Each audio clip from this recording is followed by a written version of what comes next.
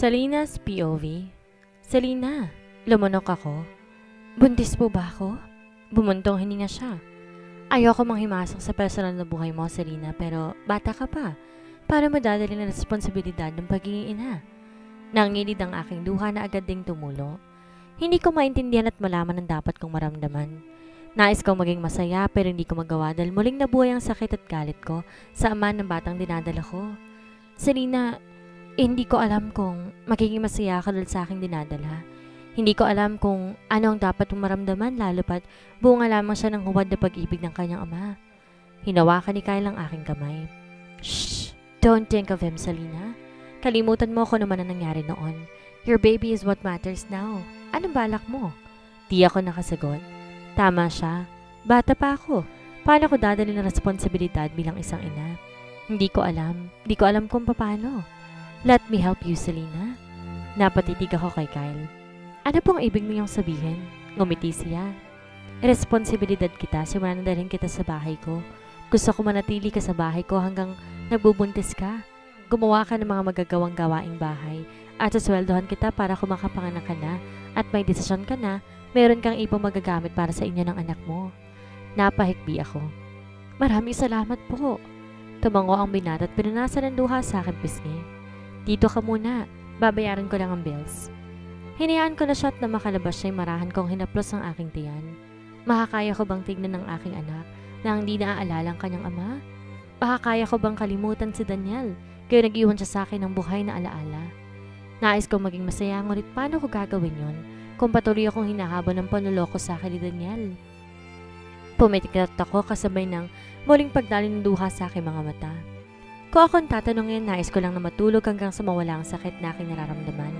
Ngunit hindi ko na rin magagawa ngayong bumabalik ang sakit sa tuwing pumipikit ako dahil nakikita kong mukha niya sa isip ko. Daniel, pakawalan mo na ako. Daniel's POV. Sinipa akong trash bin sa kahingilot ang sentido ko. Paulit-ulit kong kiniyom at iniunat ang mga kamao ko dahil sa galit. Gustong gusto kong sakalin si Dad. Kung hindi ko lang siya ama, siguradong nakalibing na siya ngayon dahil napatay ko na siya sa bugbog. Ano bang problema mo, Daniel? Di ba ito rin naman ang gusto mo? Galit kong nilingon si Danny. Noon yon, Danny. Noong hindi ko pa nare-realize ang feelings ko. Pero ngayon sigurado na ako sa nararamdaman ko para kay Selina. Ayokong sirain pa ng tuluyan ang buhay niya. Tss! Nasa isa na ngayon si Dad kasama ang tatay ni Jacob. Inaasikaso na nila ang papeles ng isla. Alam mong magaling na abogado ang tatay ni Jacob. Kahit walang pirma na may-ari, kaya niyang ilipat ang ownership kay Dad. Peste!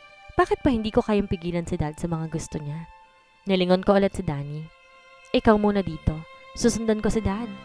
No, you can't leave, Daniel. Pinangulutan ko siya ng noo. Why can't I?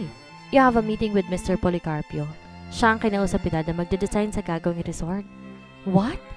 Yes, Daniel. Kinausap na ni Dad si Mr. Policarpio. He told him you'll meet him today para pag-usapan ng designs. At hindi mo po pwedeng i-cancel ang appointment dahil may malaking parte si Mr. Policarpio sa P&M Corporation. Hindi magiging maganda ang background ng construction company kung hindi dito ikakabit ang pangalang Policarpio. Bumagsak ang balikat ko. Sinipa ako swivel chair at pabagsak na naupo sa lamesa. Pese talaga. What should I do? You just have to forget her, Daniel. That's a big no. Marahas akong umiling. No, Danny. It should be yes, Daniel. Sa tingin mo ba mapapatawad ka pa niya pagkatapos ng ginawa natin? I balled my fist. I know that, but I'm still hoping. She is kind and soft-hearted. Maybe, just maybe she'll find forgiveness in her heart. Selina may be an innocent and naive woman, but she's not stupid. Kaya nga umalis, diba? Kasi hindi niya kinayang nalaman niya. She chose to run away pagkatapos gusto mo pang hanapin at habulin? Maawa ka na sa kanya, Daniel. Pakawalan mo na siya. Yumuko ako kasabay ng pagbagsak ng balikat ko. I can't forget her. Selina's POV. Nilingon ko si Kyle. Nakaupo siya sa sofa. Kalaw ang isang computer habang ako'y nakaupo sa rocking chair. Nakabibili niya pa lamang. Nahihiya ako sa kanya. Pagkatapos yung bayaran ng bayarin ko sa ospital, ay pinayagan na ako ng doktor na umuwi. Pagdating namin ni Kyle dito sa bahay, tamang-tama na dumating ang isang rocking chair na binili at pinadeliver niya pala. Hapon na at ilang oras na ako nakaupo dito sa binili niya. Di na rin umalis si Kyle at Inutusan naman niya si Nana huling na bilhin ng mga bitamina na inireseta sa akin ng doktor. Sir? Nagangat siya ng tingin. May kailangan ka ba? Tubig? Nagugutom ka? Umiling ako. Hindi po. Pero di ba sabi mo po magtatrabaho ko? Bakit po nakaupo lang ako dito? Mahina siyang natawa dahilan para mapaawang ang aking labi. Ang gwapo niya kapag tumatawa. Pasensya ka na kung OA ako, Selena ha. Hindi ko kasi alam kung paano aalagaan ang isang buntis. Kung hindi ka komportable, pwede ka namang tumayo, maglakad, at gawin ang gusto mong gawin pero tumigil siya sa pagsalita. Tinaning kita na ko ng mga mata. Pero magagaang trabaho lang ang gagawin mo like watering plants and folding clothes. Ngumuso ako. Di naman po ako baldado. Selena, this is for your safety. Ang sabi ni Doc, masela ng pagbubuntis mo. Ayoko mapahamak ang baby mo. Nahihiya po ako sa inyo, Sir Kyle. Hindi naman po ako responsibilidad. Na kayo kong sambit ko. You're in my house, so yeah, you are my responsibility. Tinignan ko siya. Kung sa ibang pagkakataon, baka nahulog ang loob ko sa kanya dahil sa kabaitang ipinapakita niya sa akin. Ayoko mabaon sa kanya sa utang na loob dahil hindi ko naman hawak ang kanyang pag-iisip. Maaring magbago ang kanyang desisyon o magkaroon siya ng ideya sa isang kasunduan o bagay na wala akong kawala. Natatakot ako na baka dumating ang araw, hingian niya ako ng kapalit sa mga bagay na binibigay at tinutulong niya sa akin. Selena, napakurap-kurap ako. Po?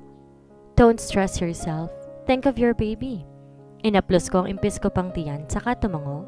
Ngumiti lang siya at saka sumalap sa relo niyang pambisig at kinuha ang kanyang telepono. May pinagpipindot siya doon saka tinapat sa kanyang tenga. Hello, Liza. Can you send me Mr. Contact Number? Yes, urgent. Pagkatapos yun, binaba niya ang telepono. Ilang saglit lang tumulog yun saka siya nagsimulang magpipindot at itinapat sa kanyang tenga. Pinagmamasdan ko lamang siya.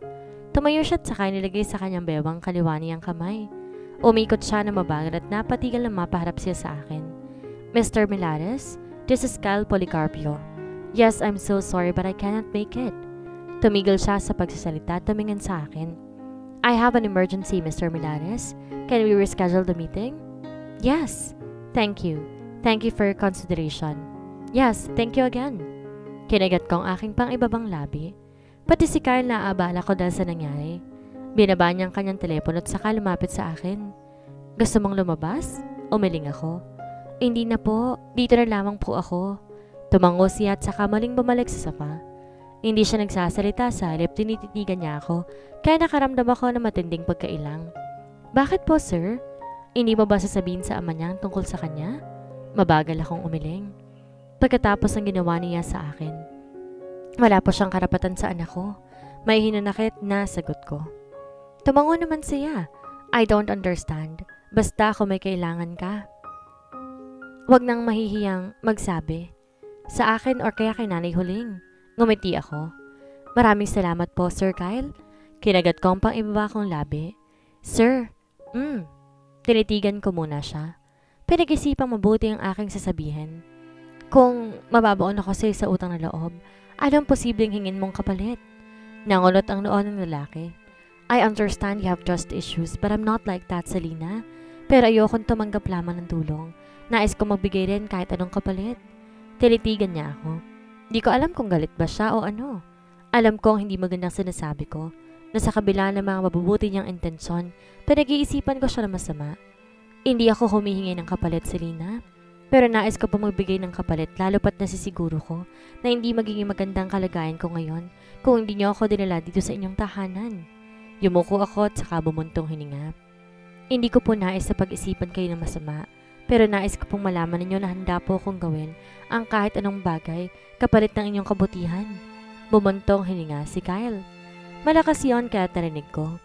Dahan-dahan akong nag-angat ng tingin. At nakita ang kanyang malalim na titig. What do you want me to do, Selena? Pinagdikit ko ng mariin ang aking mga labit saka sumagot. Sabihin po ninyong nais ninyong kapalit. Alam ko pong hindi niyo ako hahayaan na umalis dito sa inyong tahanan. Lalo pat nagbubuntis ako kaya aalis na ako pong bigyan. Kayo nang kasigurudahan na habang buhay kong tatanawin ang utang na loob ko sa inyo. Tinitigan niya lamang ako. Hinihintay ang susunod kong sasabihin kaya naman lumunok ako at nagpatuloy sa pagsasalita. Nakikiusap ako sa iyo, Sir Kyle. Ayokong dumating ang araw na magugulat ako sa kahihinatnan ng utang na loob ko sa inyo. Huwag po rin yung mamasamain, ngunit nais ko pong malaman kung ano ang kapalit ng inyong tulong. Tabang-utang mo siya. I understand, pero wag muna natin pag-usapan ang bagay na yan ngayon. I want you to relax and think of your baby. Kung gusto mong bigyan ng kapalit ng tulong ko, hindi ako kahadlang. Pero kailangan mong pag-isipang mabuti kung ano man ang magiging desisyon mo. Apektado rin ang baby mo sa mga desisyong gagawin mo, kaya't sana mag-isip ka ng mabuti. Tumango ako. Maraming salamat po sa inyo, Sir Kyle, sa kabutihan ng inyong kalooban at malinis na intensyon. Tumango lamang siya at saka tumayo at binitbit ng kanyang laptop. Sa office lang ako. Kung may kailangan ka, puntahan mo lamang ako doon. Hindi na ako sumagot. Pinagmasdan ko lang siyang tumalikod, ngunit di pa siya nakakalayo. Tumigil siya at tumarap sa akin. Selena?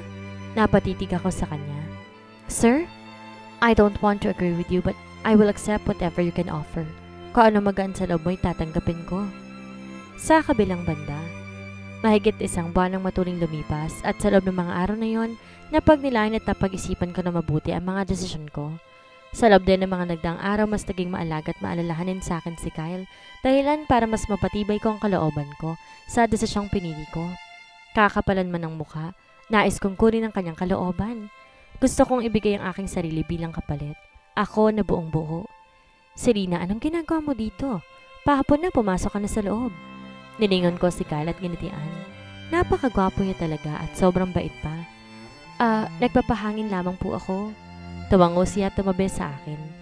Nakatayo ako habang pinagmamasa ng mga halaman sa hardin. Sir, bahagya ko siyang nilingon. Napag-isipan ko na po ang desisyon ko. Tumango siyang muli at tumarap sa akin. What is it? Kinagat kong aking pang-ibabang labi. Nabanggit po ni Nana huling sa akin na wala kayong asawa? Panimula ko. Tila na alarma naman siya. Nahulaan ang aking pasya. Umiling-iling siya. I don't want to marry a half-hearted woman, Selena. Yan ang dahilan kung bakit di pa ako nag-aasawa. Marriage is sacred. Kaya ako iniisip mong pakasal sa akin bilang kapalit. Huwag mo nang ituloy. Napayuko ako. Napahiya. Look, Selena. Hindi sa ayaw ko sa'yo. The truth is I like you. I want you to be my other half. But your heart belongs to someone else. Ayoko makulong ka sa isang kasal na hindi mo tinanggap ng buong puso. Paumanhin, Sir Kyle? Halos paos sa sambit ko at saka tumalikod. Aaminin ko nasaktan ako. Nasaktan ako dahil tinanggihan niya ako. Grabing kahihiyan ang inabot ko sa akin sarili. Bakit nga ba naisip kong bagay na yun? Siguro dahil gusto ko ng panibagong pag-ibig? Nais kong kalimutan ang sakit at nakita ko kay Kyle ang panibagong kalagayahan at pag-asa. Selena, may humawak sa aking braso kaya natigilan ako. Ang barito ng boses niya ay tila nanonood sa aking kalamnan. Dahan-dahan niya akong pinihit parap sa kanya. Umawang kanyang labi. Tinangkang magsalita ngunit muli ring tumigam ang kanyang bibig. Binitawan niya ang aking braso at saka maras na bumuga ng hangin at nagsalita. Never mind. Sige na, pumasok ka na sa loob. Matamlay akong tumango at nagmamadaling pumasok sa loob. Dumiretso ng aking silid at naabutan ko doon si Nana Huling na nagwawalis ng sahig. Tumingin siya sa akin at nakangiti, ngunit agad din yung napawi na makita niya akong aking itsura. Selena, bait? Ano nangyari sa iyong bata ka? Diyos ko, bakit ka umiiyak? Taranta niyang bulalas saka patakpong lumapit sa akin. Umiiyak? Inawakan ko ang aking pisngi. Umiiyak nga ako. Bakit ako umiiyak? Mas bumigat ang aking kalooban, saka tuloy ang humagulhol. Ay Diyos ko, kang bata ka. Hinila ko ni Nana Huling at niyakap. Doon sa kanyang balikat humagulhol ako ng sobra. Hindi ko mapigilan ang aking luha. Napakasama ng aking loob. Napahiya ako tila naging napakababang babae. Tahan na bait? Hinila ko ni Nana Huling paupo sa kama at saka inalo. Umiyak lang ako ng umiyak hanggang sa tuluyan na akong kumalma. Pinunasan kong aking pisngi. Tinignan si Nana Huling. Paumanhin po. Ano ba kasing nangyari ha? Bakit bigla ka nalang umiyak ng ganun? Dahil ba yun sa pagbubuntis mo? Di ako sumagot. Inayaan kong katanungan sa kanyang isipan hanggang sa magpaalam siya magluluto ng panghapunan. Nais kong tumulong sa kanya pero linggo ngayon. Nasa bahay lang si Kyle tuwing linggo. Tiyak na magkikita kami sa kusina at di pa ako handa para sa bagay na yon. Nahiya ako sa aking inasal. Sa kabilang banda, iniwasan ko si Kyle. 2 araw ang muling lumipas at sa loob ng 2 araw na yon, iniwasan ko siya hanggat kaya ko. Nagawa ko makagawa ng gawaing bahay, lalo na sa umaga dahil wala siya. Sa gabi naman, sinisigurado kong matatapos ang aking trabaho bago siya dumating. Kaya kapag dumarating siya, nasa kwarto na ako. Tulad ngayon, gabi na't naririnig ko na ang pagdating ng kanyang sasakyan. Narito ako sa aking silid, nakahiga at nag-iisip. Maya-maya may kumatok sa pinto. Hindi ka agad ako tumayo. Maaaring si Kyle iyon. Selena Baet, buksan mo ang pinto. Agad akong bumangon at binuksan ang pinto. Nilitian ko si Nana Huling na nasa labas. Ngunit agad ako natigilan at sinalakay ng kaba. Namula sa gilid lumabas si Kyle. Nakapormal pa siya at may suot pang sapatos. Selena! Yumuko ako. Nais kong sara ng pinto pero nahihiya ako. Wala akong karapatang gawin yon. Napaangat ako ng tingin nang umalis na si Nana Huling. Lumunok ako. Selena, we have to talk. Sir, shh! Nilagay niya ang kanyang hinturo sa aking labi. Huwag ka muna magsalita, Selena. Gusto ko muna mag-sorry. Alam ko napahiya ka sa ginawa ko. Umiwas ako ng tingin. Talagang napahiya ako. I've thought about your offer. Binundol ng kabang aking dibdib saka ko tumingin sa kanya. I like you, Selena, and I don't want to take advantage of you. Muli akong yumuko. Alam ko namang gano'n ang mangyayari. Paulit-ulit niya akong tatanggihan hanggang tuluyan akong lumubog sa kahiyan. Pakakasalan kita. Mabilis akong nag-angat ng tingin. Po? Ngumisi siya at lumapit sa akin. Hinawakan niyang aking kamay. May kinuha sa bulsa ng kanyang pantalon at ililagay iyon sa aking daliri. Napaluha ako na makita ang nilagay niya sa aking palasingsingan. Isang singsing na may asul na bato sa gitna. Napatingin ako sa kanya. Sir? I don't want a sir for an endearment, honey. Nakangiti niyang sambit. Bagamat nagulat niyakap ko siya. Napakasaya ko. Aaminin ko napakasaya ko dahil isa ito sa pangarap ko. Ang mabigyan ng singsing. Singsing na galing sa isang lalaking alam kong mamahalin ako ng buong puso. Salamat po. Salamat, sir. Salamat, Kyle. No, thank you, Selena. Thank you for coming into my life. Kinabukasan napakasaya ni Nana Jolene. Nang sabihin namin ni Kyle ang aming pasya. Halos tumalon pa siya sa tuwa. Panay ang pagpapasalamat niya sa Panginoon dahil sa wakas daw, nakahanap ng mamahalin at makakasama si Kyle. Narito kaming tatlo sa sala. Pagkatapos ng masarap na almusal, pumunta kami dito para pag-usapan ng kasal. Hindi binibitaw ni Kyle ang aking kamay at napakagaan noon sa pakiramdam. Salamat at mukhang makakuha ni Kyle ng buong ang aking puso. What do you prefer for a venue, honey? Pag-usapan na natin ngayon para pag tumawag tayo ng wedding planner, madaling maaasikaso. Ngumiti ako. Pwede bang sa isang karagatan? Ngumiti siya. My future wife loves nature. Tumango ako. Gustong-gusto kong kalikasan, lalong-lalo ng karagatan. We'll be having a beach wedding then? Inawakan kong aking siya na tinignan si Kyle. Nangunot naman ang kanyang noo. What's the matter, honey? Matatanggap ba ang baby ko? Mahina siyang natawa. I will accept everything that my future wife can offer, and that includes the baby. That child will call me daddy. Niyakap ko siya dahil doon. Salamat, Kyle.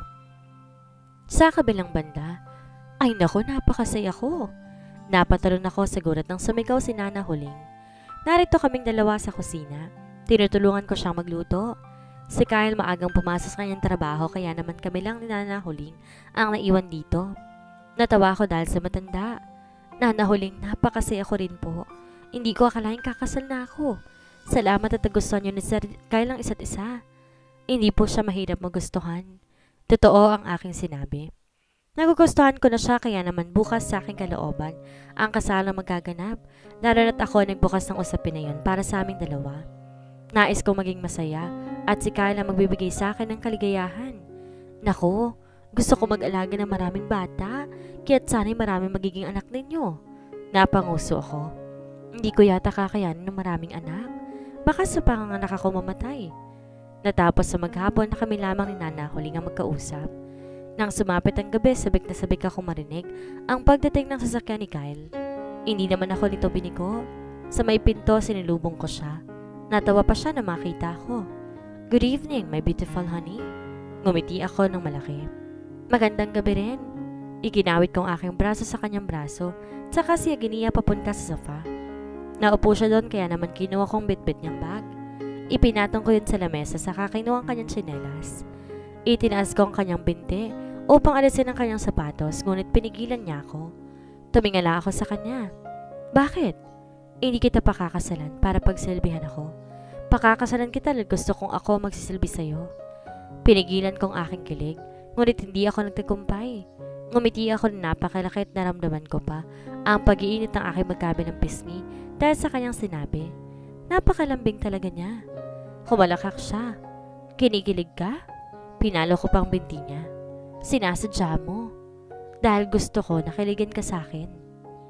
Kinabukasan, pinapunta niya mag-ayos ng aming kasal. Ilang beses kaming binati ng babae at ng isang beking magdidisenyo ng aking trahe de boda. Napakasarap sa pakiramdam kapag ikakasal ka na. Sobrang ganda ng future wife mo, Mr. Policarpio. Ngumiti ako sa babaeng mag-aayos ng aming kasal. Salamat po. Inawakan ni Kyle ang aking kamay. Her purest heart is the most beautiful, Miss Castro. Oh, mukhang in love ka talaga, Mr. Policarpio. Tumawa lang si Kyle. By the way, it's a beach wedding, right? What about the motive? Ikaw nang bahalang pumili ng babagay, sagot ni Kyle. Tumango ang planner. What about the invitations at ilan ng bisita? Nalingon ako ni Kyle. What do you want?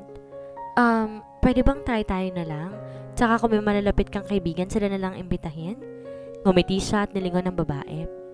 We prepare a private wedding. Ililista ko lang ang mga pangalan ng iimbitahan. Noted, Mr. Policarpio. Matapos ang mahaba-habang pag-uusap na yon, nagtungo kami ni Kyle sa hardin. Nasa loob ng bulsa ng kanyang pantalon ang kanyang kamay, habang aking mga kamay nasa aking likuran. Mabagal kami naglalakad sa mga damo. Pinagmamasan ko magagandang bulaklak. Selena? Agad ko siyang nilingon. Are you happy? Ngumiti ako. Masaya ako, Kyle. Masayang-masaya dahil alam kong aalagaan mo ko. Ngumiti rin siya at hinapit ako papalapit sa kanya. Kinilong niya sa kanyang mga palad ng aking mukha. Marahan ding hinaaplos ng kanyang mga kamay ang aking pisngi. I am very happy, Selena.